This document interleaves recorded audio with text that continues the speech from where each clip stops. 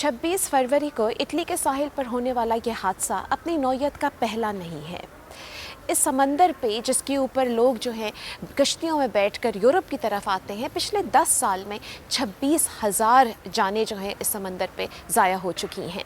यहाँ के जो अखबारात हैं वो इस समंदर को कब्रिस्तान भी कहते हैं। जो पाकिस्तान एम्बेसी है रोम के अंदर, वहाँ से हमें पता चला है कि जो बच गए हैं लोग, उनमें से 16 का ताल्लुक़ पाकिस्तान से है। वो मुख्तलिफ़ इलाक़ों से हैं, हाफिज़ाबाद, मालाकंड, गुजरावाला और गुजरात हमें बताया गया है। और उन पाकिस्तानियों का कहना है कि उनके 4 साथी अभी तक लापता हैं। आजकल के जो यहाँ पे अखबारात हैं उसमें हमें बच जाने वालों की बहुत ही दुख भरी और तकलीफ़देह कहानियाँ पढ़ने को मिल रही हैं। एक अफ़गान बच्चा है 16 साल का, जिसने बहुत कोशिश की अपनी बहन को बचाने की, लेकिन वो नाकाम रहा। एक अफ़गान नौजवान है जिसकी बीवी और 3 बच्चे जो हैं इस हादसे में डूब गए। एक और अफ़गान बच्चा है 12 साल का, जिसके ख़ानदान के 9 अफराद जाँ बहक हो गए, जिसमें उसके बहन भाई भी हैं, उसके वालिदैन भी हैं। बहुत सारे ऐसे बच्चे हैं जिनके माँ बाप उनसे छिन गए हैं।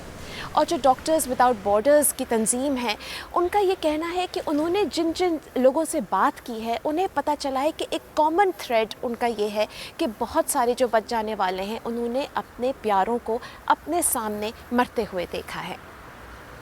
जो क्रोतोनी शहर है, जो कि इस पूरे हादसे का, इस सानेहा का मरकज़ बना हुआ है, वहाँ पे अब लोगों को दफनाने की जगह बाकी नहीं रही है।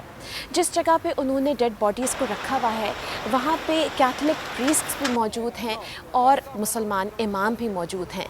दोनों दुआएं भी दे रहे हैं, लोगों को तसल्ली भी दे रहे हैं। और कल रात शहर के जो लोग हैं वो इस हॉल के सामने जमा हुए, जहाँ पे उन्होंने फूल रखे, मोमबत्तियाँ रखी, मैसेजेस रखे, और कुछ लोगों ने बच जाने वाले बच्चों के लिए खिलौने भी वहाँ छोड़े।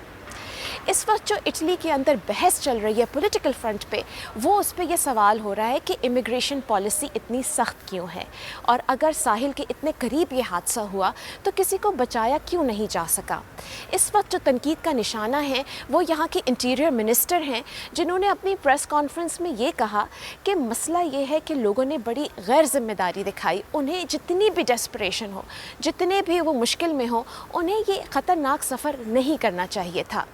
जो अपोजिशन लीडर्स हैं और जो NGOs हैं, उन्होंने बड़ी तनकीद की है इस स्टेटमेंट की, और कहा है कि ये बहुत गैर इंसानी बात है।